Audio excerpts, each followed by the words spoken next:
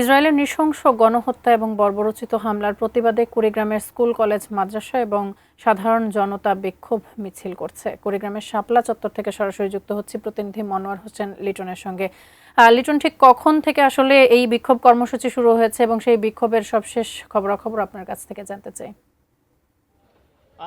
কুড়িগ্রামে এই যে শাপলা চত্বরে 10টা থেকে অর্থাৎ সকাল 10টা থেকে এখানে কিন্তু বিক্ষোভ সমাবেশ শুরু হয়েছে।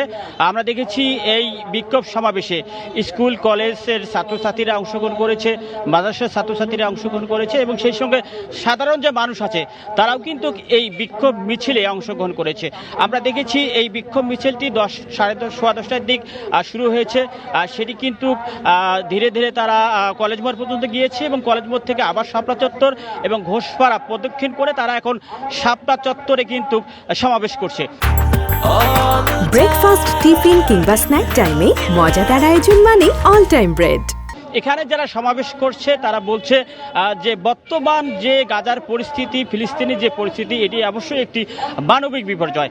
এই মানবিক বিপর্যয়ে গোটা মুসলিম উম্মাহ একসাথে কাজ করা দরকার এবং সকলকে একসঙ্গে আওয়াজ তোলা দরকার। কেননা এখন যে গাজার অসহায় নারী এবং শিশুরা আছেন তারা কিন্তু একেবারে মানবিকভাবে জীবনযাপন করছে। সেখানে চিকিৎসালয়গুলি নাই, ধ্বংসস্তূপে পরিণত হয়েছে এবং ছোট ছোট বাচ্চাদের যেভাবে মারা হচ্ছে, গুলি করে হত্যা করা হচ্ছে, সেটা কিন্তু একেবারে বিশ্ব মানুষকে নাড়িয়ে দিয়েছে।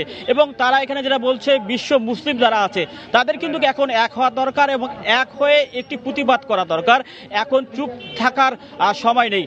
যুক্তরাষ্ট্র ভিত্তিক যে দুটি সংগঠন তারা যে বিশ্বব্যাপী যে ধর্মঘটের ডাক দিয়েছে, সেই ধর্মঘটের সঙ্গে একত্রতা ঘোষণা করে কিন্তু কুড়িগ্রামে এই শাপলা চত্বরে এই আন্দোলন এবং বিক্ষোভ সমাবেশ হচ্ছে।